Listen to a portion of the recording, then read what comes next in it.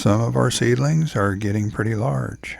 When the nighttime temperatures are in the 40s or high 30s Fahrenheit, I put them in our unheated garage at night. But when the temperatures dip down into the mid-30s to low 30s, I bring them in the house. The garlic's grown quite a bit recently and is looking pretty good. I'm hoping that in a couple of months it'll look something like this. Some of the carrots that I planted recently are starting to come up, and it will be time to thin them out a little soon. It's too early to tell how these will turn out, but here's a look at some of the ones we produced last year. I like to plant early spring crops between where the summer crops will be. Here I planted some spinach and some lettuce. Intercropping is a great way to grow more food in the same amount of space. I did a video on 13 ways that I use intercropping, so if you want to check that out, I'll put a link down below. In one of our grow bags, I planted 12 different types of lettuce so I could see how they grew and compare how they taste. I'll of course do updates on these as they start growing. This is our 5th year for these grow bags, and they're still holding up very well. If you want to know more about the grow bags, I did a video on those last year, so I'll put a link to that down below. Near the grow bag with the lettuce, I planted a half a row of 3 different types of radishes. About a week or so after those come up, I'll plant another half row. In these stackable pots, I planted more lettuce. Last year I used these stackable pots to grow some petunias, and they turned out pretty well.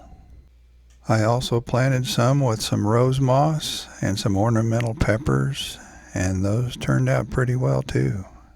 We really enjoyed the look of them. Once the weather gets hot, I'll replace the lettuce with micro tomatoes.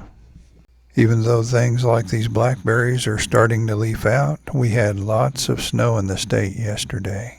So there are quite a few things that we just can't do until the weather warms up. In a few months, this fennel that's just starting to grow will be about 6 feet tall or more. Fennel is one of the host plants for black swallowtail butterflies. They lay eggs on it like this female is doing here. I like to pick them off by hand and let them complete their life cycle somewhere else. There aren't too many things more beautiful than a freshly emerged butterfly. And when their wings are soft, I sometimes hang them in trees to let them dry. And sometimes quite a few of them can emerge on the same day. Our Chicago hardy fig is starting to leaf out already, but we have a couple of nights that are still going to be down close to freezing. This year I bought an Olympian fig to go with our Chicago hardy fig. I'm really looking forward to seeing how this fig does. It's supposed to have excellent cold hardiness also. The Musavella Latina pup that I showed you last week is starting to get some green already. Because we have some nights that are going to be close to freezing, I'm going to have to give this little pup some extra protection. The last couple of winters I've left yacon in the ground so I'd have rhizomes to plant the next spring, and that's worked out great.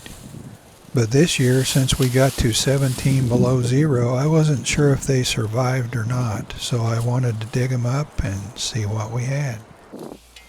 Not only did we have some tubers that were solid, but we had some rhizomes that had some good color and were obviously alive.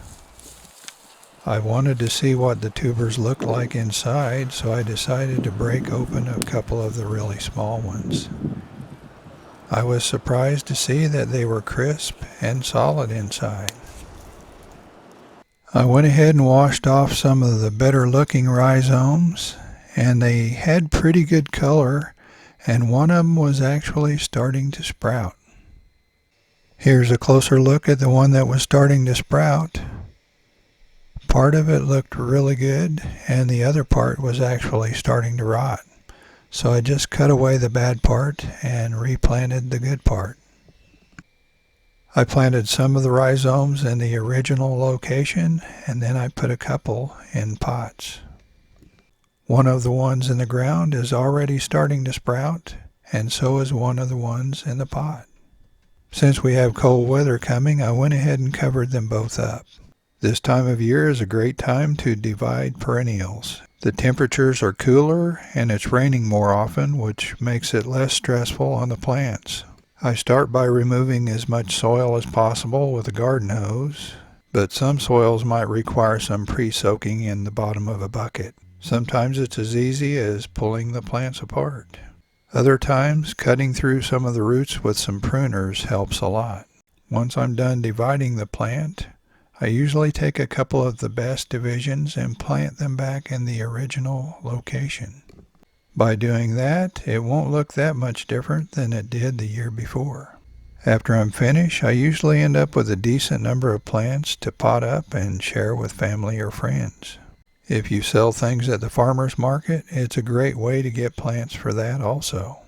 Our butterfly weed is just now starting to come up. We grow that to benefit the monarch butterflies. Here's a look at what it looks like when it's in full bloom. The monarchs do occasionally get nectar from the flowers, but I think they get the most benefit by using the plant as a host plant.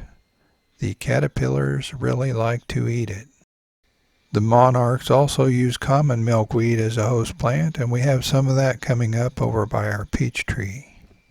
I'm experimenting by feeding our Venus flytraps some mealworms. I don't feed it very often, but I thought by using mealworms I would be able to raise some food for it without having to buy it.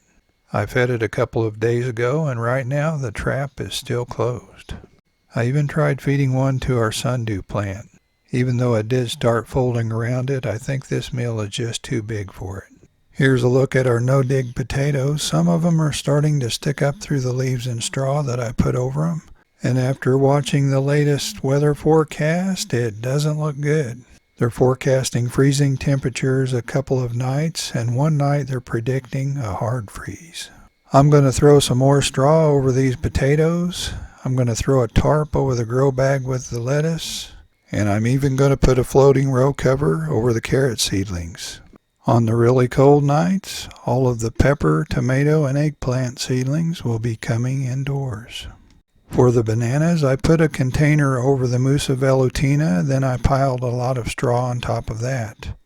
For the Musa basjoo, I'm going to be adding more straw and leaves Saturday because Saturday night's going to be really cold, and there are 2 extra cold nights after that. Don't forget to like this video and share it with your friends, and let us know what you're doing to prepare for the cold nights. We'll see you next time.